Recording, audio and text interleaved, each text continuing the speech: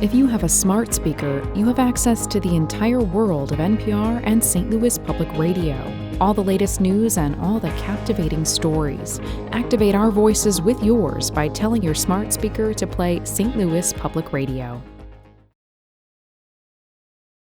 From St. Louis Public Radio.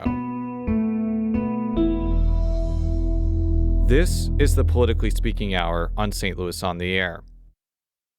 I'm Jason Rosenbaum. Later in the hour, we'll look into the public outcry over a data center near the Armory Building in St. Louis. We'll also explore how a prominent former member of the Missouri legislature became involved in a high-stakes case around how a popular herbicide is labeled. But first, Missourians have a lot of important policy decisions to make this year, including whether to repeal a 2024 abortion rights amendment and curtail the initiative petition process. And thanks to the Missouri legislature, they'll also decide whether to expand sales and use taxes as a way to get rid of the state income tax. This plan is the cornerstone of Governor Mike Kehoe's policy agenda, and he said this week in Hazelwood he's ready to sell the plan to voters. Well, the message is simple to voters. $9 billion a year comes out of their pocket and goes to the government. We're proposing that they keep that money and make the decisions on how they spend that. So obviously I hope that that's the message that gets through. And I'm not aware that, anytime you have a campaign issue, you got to assume there's somebody who doesn't like it. What that organization will look like, I don't know. But we'll do our best to make sure Missourians understand the benefits to them and their family. But as Kehoe alluded to, the tax plan could have a lot of opposition from groups that could be affected by an expanded sales tax and perhaps even a bipartisan coalition. A number of Republicans voted against the plan, including State Senator Joe Nicola of Independence. Mr. President, I don't have one constituent that is talking to me about income tax, except to please vote no on this. The beginning of session, our priority was property tax reform. 4 weeks later left, I'm still waiting. Joining us now to break down how this consequential tax plan works is Aaron Hedlund, a Columbia-based economist who is a member of the White House Council of Economic Advisors. Hedlund testified in favor of this ballot item earlier this year. Aaron, welcome to the Politically Speaking Hour on St. Louis on the Air. Thanks for having me on. Why do you think it would be better for Missouri not to have an income tax? Yeah, that's an important question to start with, because the reality is Missouri economically has not been doing very well over the past 25 years. Over much of that period, we have been bottom 10 in terms of economic growth. We have shrunk as a share of U.S. GDP. We have been essentially almost the 10th worst in terms of population loss. Of course, we do always have Illinois to our east. That tends to even exceed us in terms of population loss. And thankfully, we've done a little bit better over the past 10 years with the income tax reductions we've seen. But the reality is we are getting dust in our face from states like Tennessee and Texas and Florida who are just doing far better than us. And the income tax is the most damaging tax we can have when it comes to economic growth. We had several subscribers to the brand new Politically Speaking newsletter write about Kehoe's proposal, including Warren Danziger. And he writes, 9 states do not have an income tax, while 40 states plus Missouri do. Missouri is more like the group of 40 states than the other 9. And I think what Warren is saying is that a lot of critics of this plan point out that the other non-income tax states either have a lot of oil, a lot of tourism, they're very small, like South Dakota, and that Missouri doesn't have something distinctive that would allow them to not have an income tax. You've probably heard that argument before. What would you say to that? Yeah, so the first thing I'd say to that is this is why Tennessee is the best comparison. I mean, I do think it's a little bit unfair to characterize Texas as just an oil state. It's a very diversified state. The city of Dallas is just completely whooping St. Louis when it comes to economic performance in a lot of different industries. But I do like Tennessee as the example because the idea that Tennessee is doing well because of honky-tonk and country music is just not the reality. 70% more Missourians moved to Tennessee than the other way around. And that includes a lot of people who don't really care about country music. And so the key thing there is they don't have beaches. They don't have massive reservoirs of oil.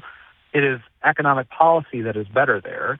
And that's something where Missouri has a huge lever. And the fact that we don't have some major distinctive is actually another reason why the income tax is so important.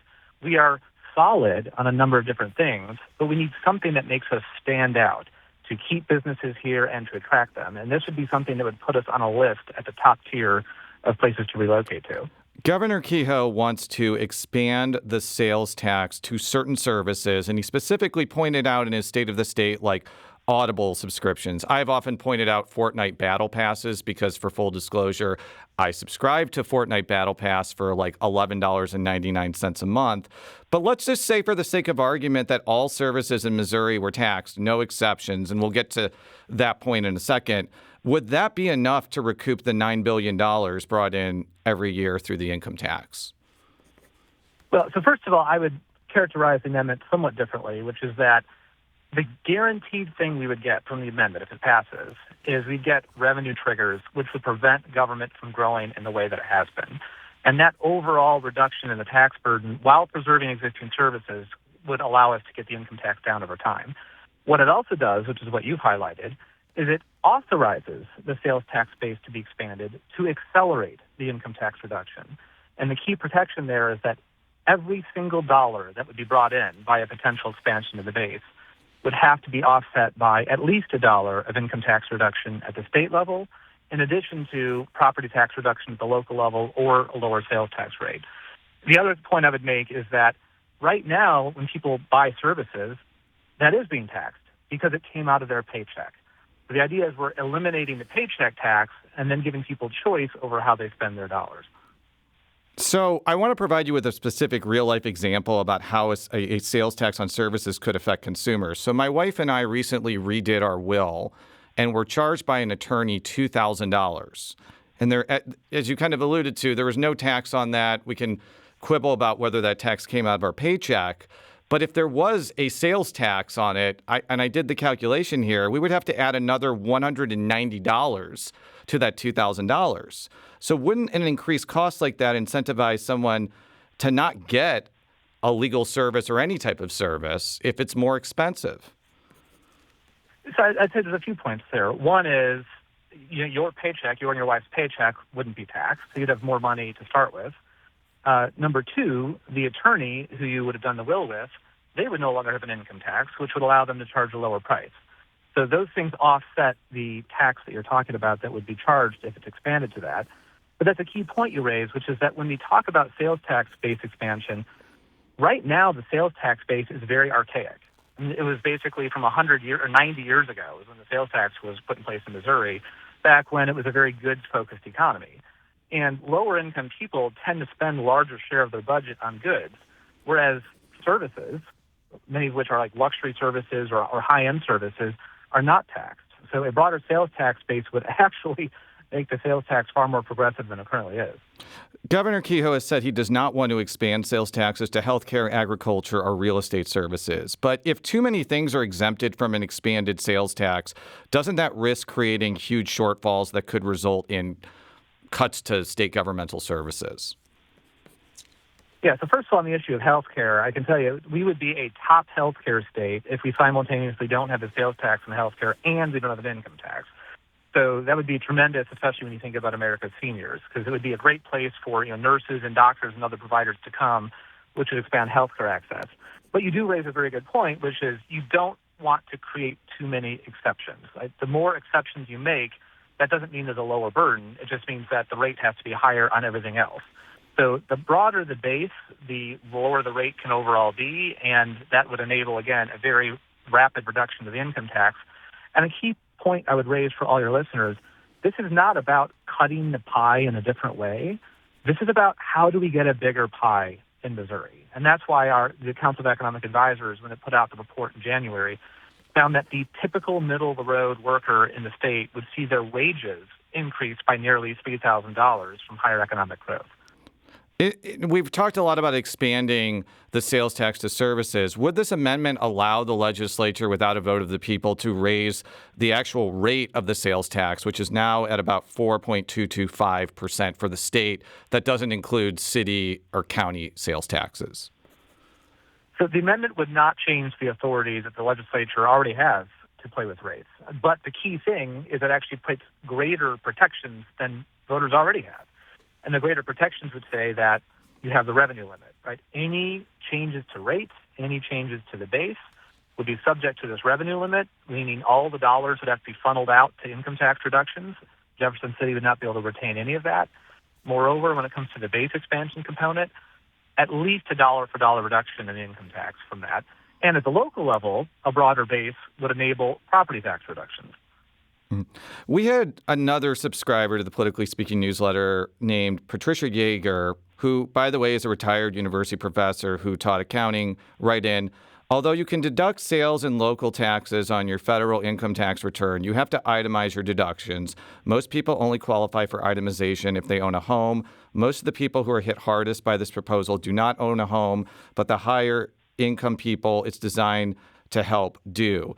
And that kind of dovetails with probably the main argument you hear against this, that this would hurt people with lower incomes and help people with higher incomes, which I'm sure, again, you've heard a lot through this debate. What would be your response to that? Yeah, I'd push back against that characterization in a couple different ways. First of all, I already referenced, right now the sales tax base is entirely on goods, which low-income people spend a larger share of their budget on compared to services. So if you broaden that base to services, especially at the local level, you can actually shift from the sales tax from low-income spending goods towards higher-income spending services. Secondly, when it comes to low-income people, the biggest thing we can do for them is make sure that wages go up and there's more job openings and job opportunities. Why is it that Missouri does worse than other states? It's not bad luck. It's not bad dirt. It's bad policy. And this can absolutely fix and address that. And again, this is not just a tax switch. This is an overall tax reduction because of the revenue limits. You mentioned earlier that eliminating the income tax would make Missouri a more attractive state to move to. In the last minute or so, could you just provide some evidence that you found as an economist that this does create an incentive for people to move to a state? And by this, I mean not having an income tax. Yeah, so first of all, people can see detailed evidence if they want to go to the White House Council of Economic Advisors. We have a report on the economic effects of state income tax elimination. But in short, just kind of a couple ditties to throw out there is that, again, 70% more Missourians moved to Tennessee than the other way around. And that's not just honky-tonk and country music. Secondly, if you look at prior to the income tax reductions that we started about a decade ago, we were losing the moving with their feet income race to Kansas, and we were just kind of holding even with California. Ever since we started reducing the rate from 6 to 4.7, we're now beating Kansas and also beating California. So we've shown progress, but the states that are really out front, three of which I've highlighted, they stand out because they don't have income tax limit at all. My timekeeper abilities are a little suspect. We actually do have time for one more question in the last minute or so. If this ends up passing, why do you think Missourians should trust the legislature to actually create the right tax policy that is going to make this work? So first of all, I'm never going to say trust the legislature. I think the amendment actually provides more protections than without the amendment. And the key protections it provides is the revenue limit that prevents government from growing in the way that it has been, and there's a guarantee that dollar for dollar, any sales tax changes that occur have to result in tax reductions elsewhere. So this is a pro-taxpayer, pro-reduction in cost of living, pro-economic growth, grow the pie kind of amendment. And that's exactly why I would suggest that people go for it. Aaron Hedlund is a Columbia, Missouri-based economist who is a member of the White House Council of Economic Advisors. Hedlund testified in favor of this ballot item earlier this year. Aaron, thank you so much for joining us today. Thanks for having me on. When we come back, we'll talk with St. Louis Alderwoman Anne Schweitzer about a data center proposal near the Armory. This is the Politically Speaking Hour on St. Louis on the Air.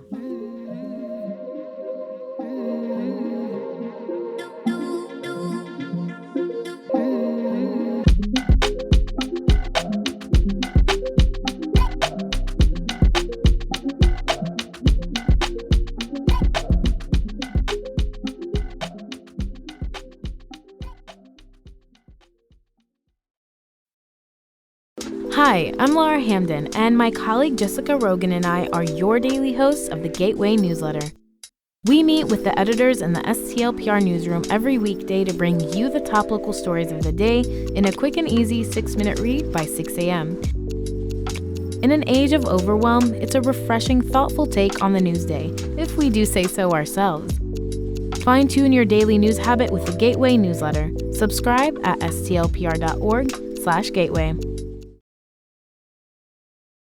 Welcome back to the Politically Speaking Hour on St. Louis on the Air. I'm Jason Rosenbaum. When the St. Louis Board of Public Service approved a conditional use permit for a proposed data center near the Armory in Midtown, it propelled the city into a debate that has stoked enormous passion around the country and throughout the St. Louis region. To detractors, data centers are environmental hazards that prop up unpopular artificial intelligence technology, but others, including St. Louis Mayor Kara Spencer, see them as an economic development opportunity that could provide much-needed revenue for local governments. Alderwoman Anne Schweitzer, though, is not completely sold about the process in which this data center was approved or whether the concessions were enough. The First Ward Alderwoman joins us now to talk about her reaction to this deal and why data centers seem to hit a nerve with the public. Alderwoman, welcome to the Politically Speaking Hour on St. Louis on the Air. Thank you so much for having me. You had a lengthy Facebook post reacting to the Board of Public Services decision on this data center near the Armory. What prompted you to speak out, especially since this is not in the beautiful First Ward of St. Louis? First and foremost, a lot of my residents in the First Ward care deeply about data centers in the city of St. Louis in general. But secondly, I'm a member of the Planning Commission, which is currently working with planning staff in the city of St. Louis to develop regulations to move through the process and get in place before any data centers are permitted. And what is the Planning Commission for people who may not be familiar with that entity? The Planning Commission is an advisory body to the city of St. Louis and works with planning and urban design staff and zoning staff regarding recommendations for planning decisions in the city of St. Louis. You mentioned your constituents caring a lot about this project. What has been the general reaction among people in your ward? Just like in the entire city, there's a lot of different opinions on data centers, and there's a lot of different sides to this, a lot of different stakeholders. So some of the people who have been most vocally against data centers live in the First Ward, and some of the people who are trying to make the data centers happen live in the First Ward. So it's something that I hear about a lot from many different stakeholders on the issue. And we cannot peer into the subconscious of all those people. I really was about to say I wish we could, but I really don't want to know. You got too much to do. I have too much to do. Why do you think there is so much public outcry and interest over data centers, whether it be in St. Louis, in Festus, in St. Charles, or anywhere around the country? I think the number one concern people have around data centers is the environmental impact of data centers, as well as things like, will these affect their utility bills? Will they affect how much they're paying for energy and what energy needs exist within the grid? And then there's things like the tax revenue, the jobs created, the ability for a data center to create vibrancy or make vibrancy go away in areas if they're done poorly. So there's just so many different things to think about. Now, not all data centers are built to support artificial intelligence. There's been data centers. I kind of vacillate between data and data, obviously, as you'll hear in this conversation. But there's been data centers for years, and they're just not as huge as these ones are.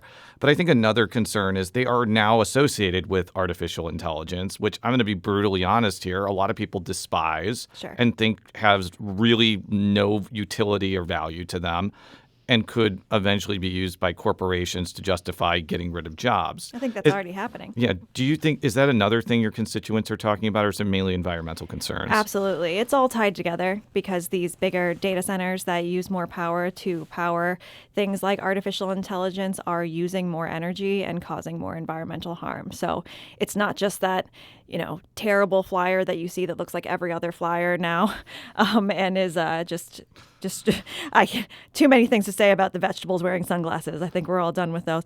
But it's not just that, but it's also the jobs that could be lost and are being lost by artificial intelligence coming in. I've been alive long enough to see large amounts of data that used to be in large containers, and they're now in small containers. Like, the amount of data that is in my iPhone used to require a gigantic tower that was in my bedroom with a computer monitor.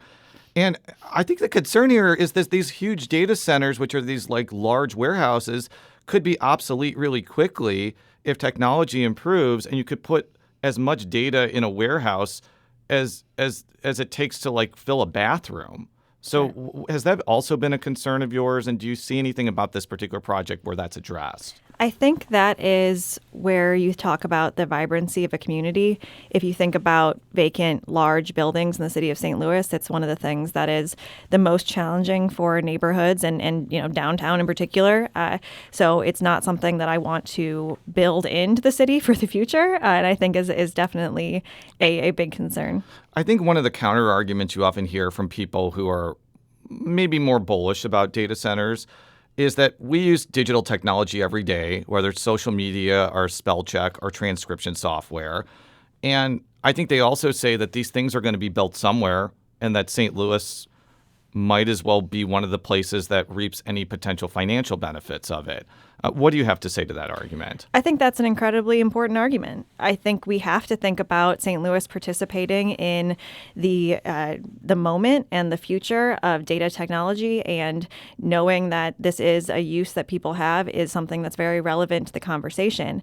What I think the counter argument to that, and not even the counter argument, but something to think about at the same time, is the conditions that are placed on this use in the city of St. Louis and in the region in general to make sure that people are benefiting from this use, that there is not a drain on resources, that there is not undue burden placed on the people of St. Louis, and that the people who are putting data centers in, the people who are benefiting from them, and frankly making a lot of money off of the technology are doing their part so that this is a benefit to everyone and not just the wealthy.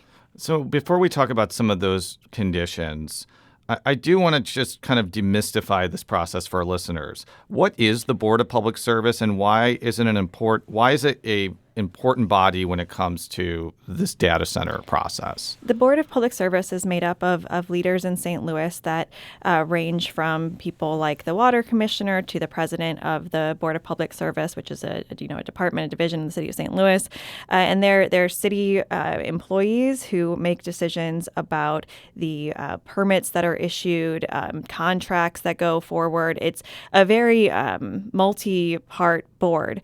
But in this case, for the Armory Innovation District, their role was to approve or deny the conditional use permit, which was put in place as for all data centers by Executive Order 92 and Resolution 111, is that any data center right now in this current time that wants to move forward in St. Louis would have to go through the conditional use process, which is a permit that is approved or, again, denied by the Board of Public Service. I think what was surprising about this outcome for me, even as somebody who is pretty clued in about how St. Louis city government works, but is not like so clued in, I know everything, is I would have assumed that this sort of project was something the Board of Aldermen would have had to say yes or no to, given that when you look at other data center proposals around the region, it's either a city council saying yes or no to it or a county commission saying yes or no to it. Is there a role for the Board of Aldermen to ultimately play for any aspect of this project?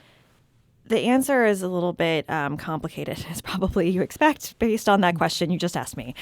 So the role that the Board of Aldermen will play in data center regulations going forward is that once the Planning Commission adopts regulations, it then moves through the Board of Aldermen for approval.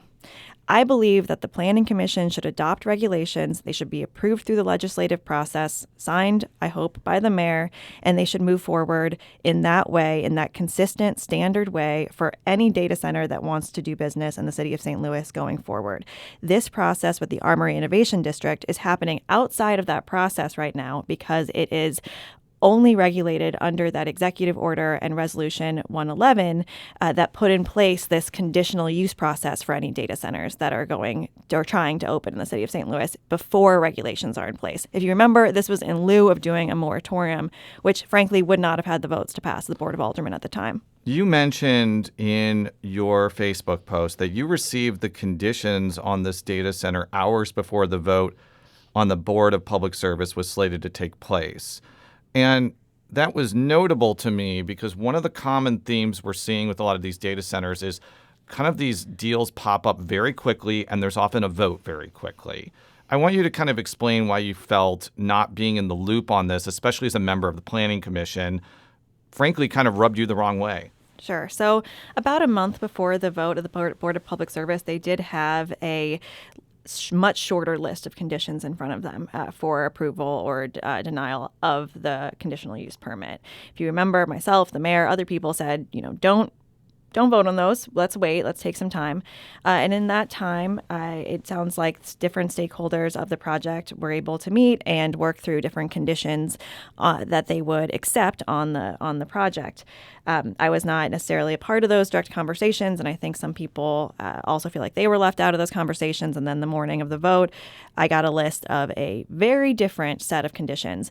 And I will say off the bat, very importantly, these conditions improved enormously from what was first presented to the Board of Public Service. So huge improvement. I think that's very important. A lot of very good things, a lot of very important things to consider are part of that permit. And I think this planning and zoning staff and members of the mayor's office and people who talked about this, even the project team deserve credit for that. But I was able to read through it in that morning at it around, I think 9:30 a.m., just an hour before we had a Board of Aldermen meeting. So I didn't pay a ton of attention at that Board of Aldermen meeting, I'll be honest with you, in that moment. But and then I had the opportunity to read through it. I saw right away that there were 5 or 6 things that I had been talked about having in the regulations, which should be in place, and they were missing from the conditions. So I suggested them. I put that in my post as well, but I suggested some of those things were incorporated, at least during the discussions during the meeting, were talked about and said to be incorporated into the permit. But then members of the public, experts who weren't involved in those conversations around setting those conditions, weren't able to have the time to offer additional conditions or perhaps ask questions about certain parts of those conditions and the wording and how strong it is or not strong it is in some cases. And so I don't think they were ready to vote on it, which is why I asked the Board of Public Service to continue to pause for more time. And now we're at the point of seeing what happens next with if there's an appeal or not.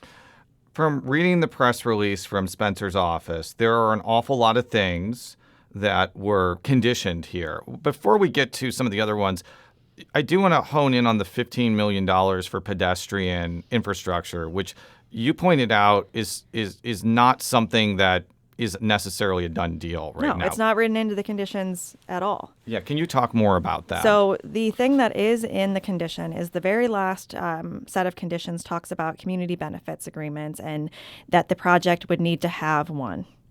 It doesn't give a date certain for that. It doesn't even explicitly state that they can't get any other permits until that is done, which I think is a very important difference between what is being talked about in the regulations for data centers and what is listed in the conditions here. So it also specifically calls out a board that conditional community benefit agreement would have to go through, being the LCRA board, and again, not the Board of Aldermen. So that is a specific direction and pathway for this project that has not been established as the consistent pathway for any other projects going forward.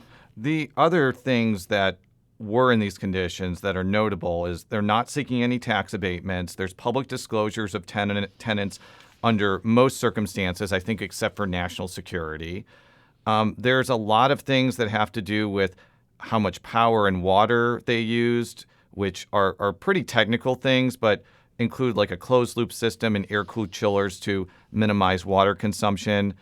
I think from reading a lot of those things, my first reaction was this is a lot of conditions, and it does kind of dovetail with this seems like a better deal than maybe it was initially done. So what's your take on those types of things? Absolutely. I think there are some really wonderful people working on this project. And, one of my constituents is actually a member of the team working on this project. And he's one of the most thoughtful people I know. And I think that they should be applauded for the coming to the table and working so hard on it.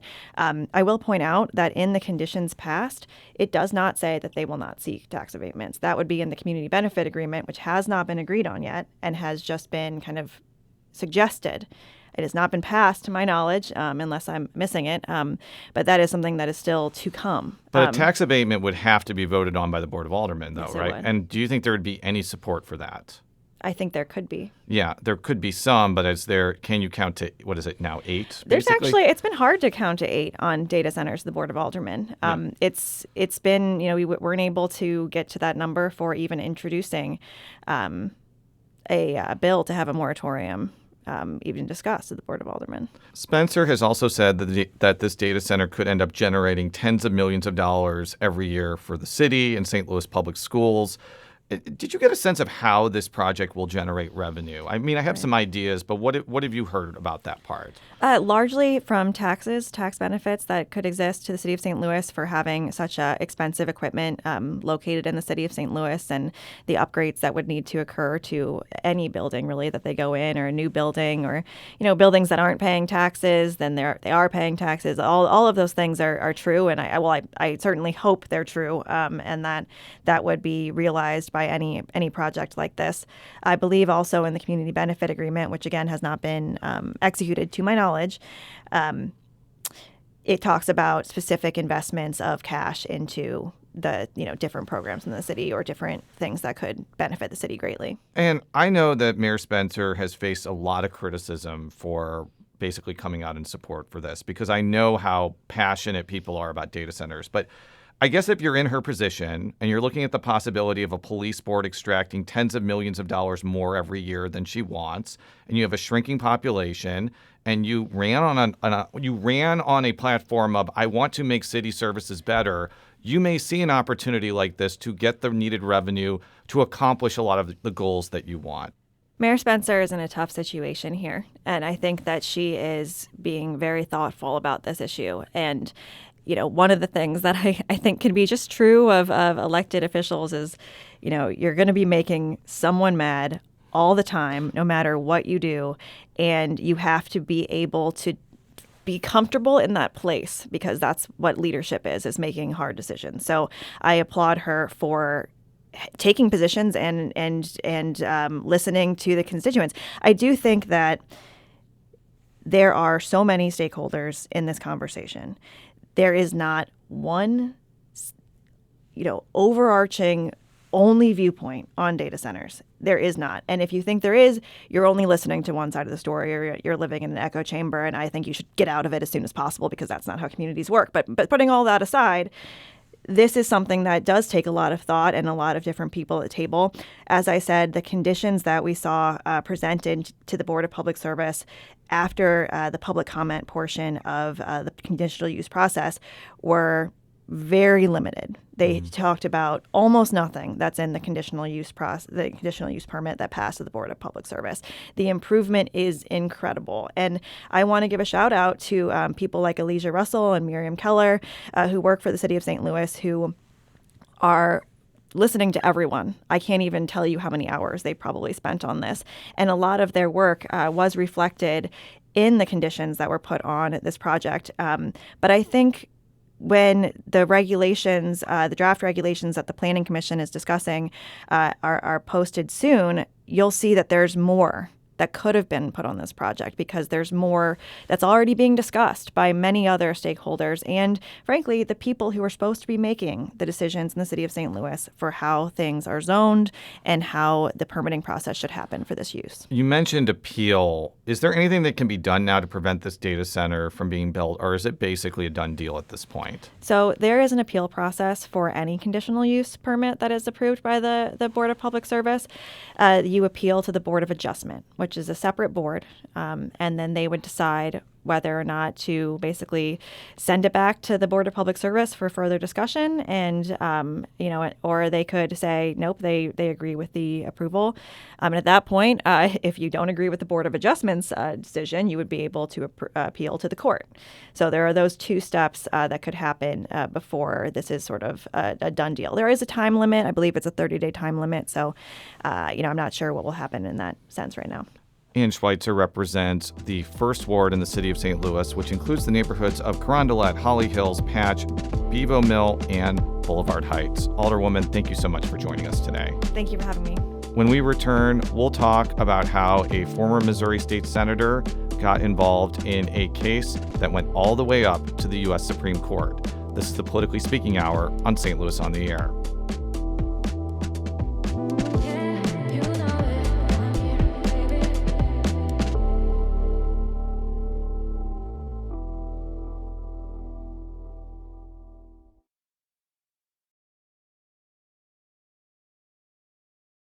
Welcome back to the Politically Speaking Hour on St. Louis on the Air. I'm Jason Rosenbaum. Most people know Scott Sifton as a state senator from South St. Louis County, but he was also in law school. In fact, Sifton often used his skills as an attorney in Jefferson City to debate with his colleagues and navigate complex contours of public policy. Sifton has been out of office since 2021, but he's made a significant mark in the legal world. He's been involved in a high-stakes legal battle that started in St. Louis over how Roundup is labeled. The U.S. Supreme Court heard the case, known as Monsanto versus Durnell, earlier this week, and Sifton was in Washington, D.C. as part of the legal team defending a $1.25 million verdict to a St. Louis man who used the popular herbicide.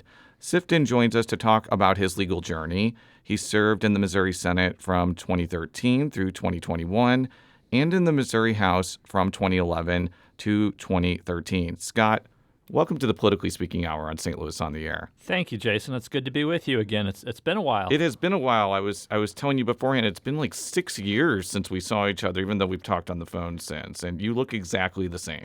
So congratulations on not aging. You and Chris Koster have something in common.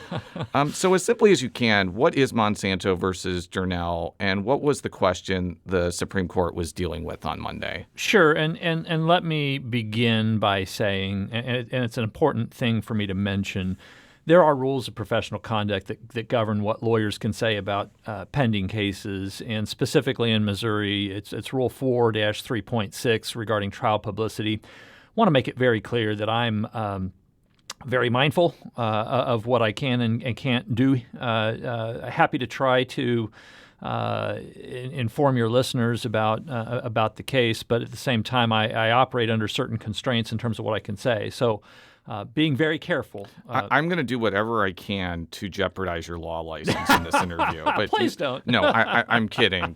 Continue, sir. Yeah, no. So the issue in the case that was argued on Monday before the Supreme Court, in open court, was federal preemption.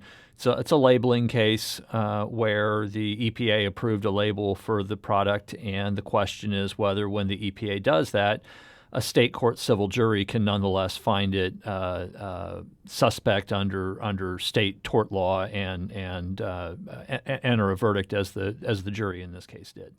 And this is kind of like the latest battle in this internal question about whether federal law preempts state law. Can you talk about that concept more broadly? Because it feels like there have been cases like this since maybe the beginning of this country. Sure. Speaking about preemption generically, we deal with it all the time. We certainly dealt with it quite a bit in the Missouri Senate in some very controversial matters, including a minimum wage bill that you may remember that I was quite involved in the debate of.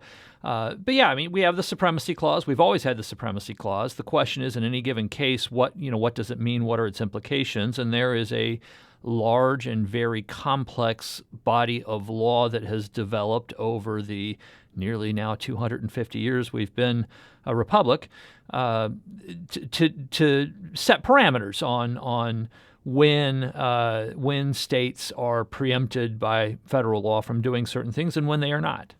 There are a ton of lawyers involved in this case, so I don't want to give our listeners a false impression that you were doing like literally everything. But can you just talk about how you were involved in this case? Sure. So I was on the trial team. The case was tried in October of 2023. Fair to say, I took the depositions of the two experts that were called to the stand by the other side in the case. Did everything that trial counsel do. My role was more confined to arguing the law the sorts of issues that are taken up not in the presence of the jury. But then when there was a cert application filed with the United States Supreme Court, I had a hand in that briefing on whether cert should be granted. And then when the ultimate, once cert was granted and the ultimate brief was prepared, I took part in editing that. For people who are not attorneys, how rare is it for a lawyer to have a case they're involved in get to the Supreme Court of the United States? Super rare, unbelievably rare. I actually had, in my very first year of practice, I very nearly had a case go. It was in 2012, right? Because you're 26 years old right now. Yeah. Well, I'll say it this way: it was before we had that Y2K problem. Understood. Continue, sir. So the case at that time, and I was literally not even a first year associate, like a first few months associate. We had a class action that had settled here in St. Louis involving MSD. There was an MSD class action that settled, and there were objectors, and the question was basically, was the settlement fair to everybody that was going to be bound by it? And that issue was ultimately appealed to the U.S. Supreme Court. There was another case almost just like it that same term. Our case revolved around the Missouri state class action rule. The other case involved the federal class action rule. The Supreme Court took that case instead of ours, I think because it was the federal case, not the state case, and actually issued the ruling that we would have wanted them to rule in our case. So I was barely not part of a Supreme Court case right out of the gate in my career, and I never had anything else get close to the U.S. Supreme Court until this case. The Supreme Court does not televise their proceedings, and they've only recently started releasing audio from the oral arguments. So you were in the courtroom. Tell me what it was like to see these arguments happen. Every one of these people has written something profound, whether you agree with it or disagree with it. These are people that every law student in the country knows the temperament and tendencies of all nine on the bench at any given time. These are the leading lights in our profession. Again, no matter how much we may agree or very strongly disagree with their rulings, these folks are well known to us. But to actually see them in action, meters away from where you're sitting, and to watch them do what they do for a few hours on end, is indescribable, just absolutely overwhelming. I think that people may be surprised to hear this because I'm going to just be very blunt. The Supreme Court is not a beloved institution depending on what your point of view is, or depending on how they decide on cases. Obviously, people on the left have not been happy about a lot of things they've done, but people on the right were mad, for instance, about the tariff decision. But you seem to be very impressed by the way they handled not only this case, but the other case that they were hearing on Monday. Maybe you could talk a little bit about how maybe they aren't these caricatured monsters that people think they are. I saw, particularly in the Shatria case, which was the other case heard on Monday, it's a criminal case, geofencing, use of geofencing to track mobile phones in an area where a crime has been committed to try to identify suspects. And that case in particular, that argument went more than 2 hours. All 9 justices were actively engaged in it. And not just that, but genuinely intellectually curious and flexible about how the case should be ruled upon. And I that's one set of facts. And of course, then, I get to see them argue on Monday. I say some nice things about their process on social media. And then, of course, they turn around 48 hours later and issue probably the most controversial decision they're going to issue this term and maybe in several years. Although the Dobbs case was obviously very controversial in as well. a case that will affect Missouri because of its impact on the 1st Congressional District. Yeah. But continue. Yeah, Louisiana versus Calais, a racial redistricting case. Do you think they should televise Supreme Court hearings? I think it's an important question, and I think it's one that should continue to be debated. And of course, we had similar questions in the Missouri Senate about what we allowed. But with respect to the U.S. Supreme Court, I think it's a fair question. Do we want these 9 justices who are already shoulder the responsibility of being the last and final word on the law? They're not final because they're infallible. They're infallible because they're final, as the late Justice Scalia put it once. But do we really want these folks worried about how what they are saying or doing or asking is going to play on camera? Do we want them flexing for the press and oral argument? And I think we definitely don't want that.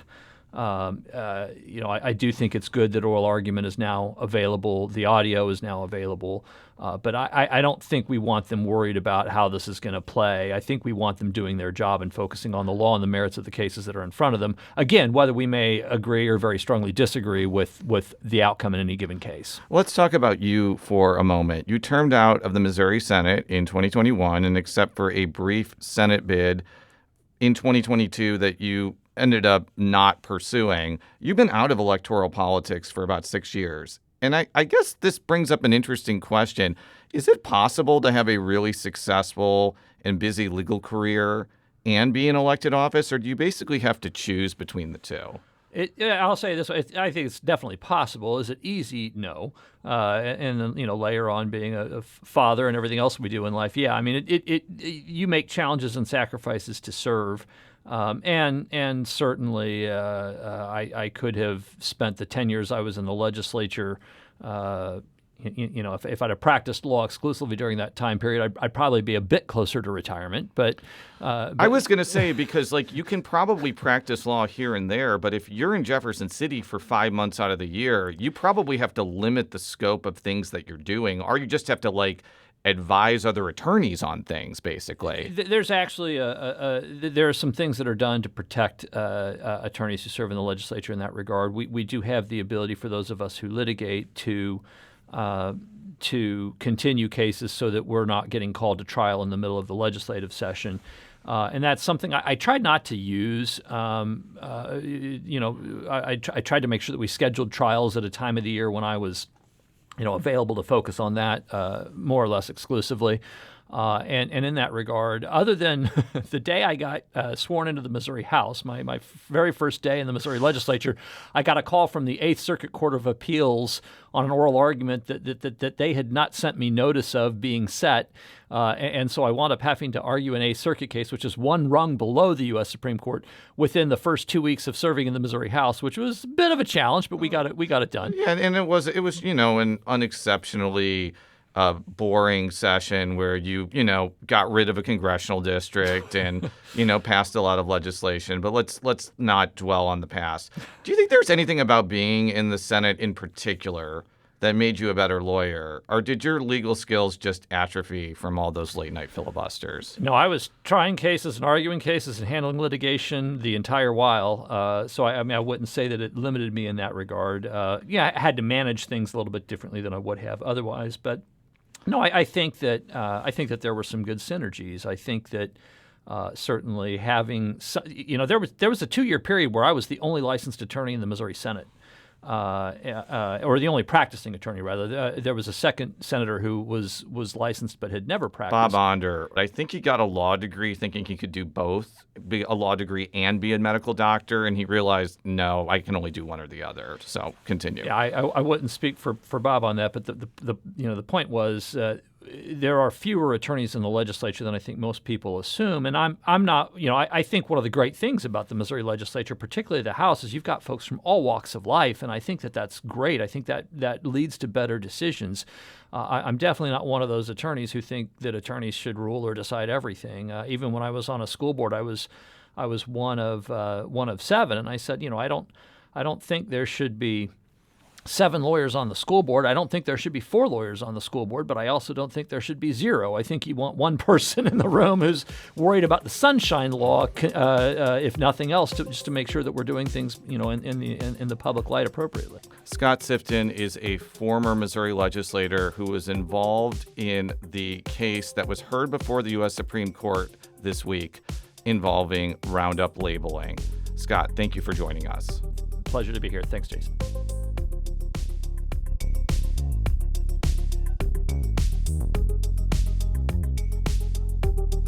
The Politically Speaking Hour on St. Louis on the Air is produced by Jason Rosenbaum, Alex Hoyer, Emily Woodbury, Danny Wissentowski, Maya Norfleet, and Elaine Cha. Audio engineering and sound design by Aaron Dorr. The politics editor is Fred Ehrlich. St. Louis on the Air is a production of St. Louis Public Radio. Understanding starts here. Do you find yourself regularly listening to episodes of St. Louis on the Air? Suggest us to a friend you think might enjoy our conversations. And leave us a review and rating on Apple Podcasts on the App Store. It's the simplest way to help people discover our show. Thanks. St. Louis Public Radio is a member-supported service of the University of Missouri St. Louis.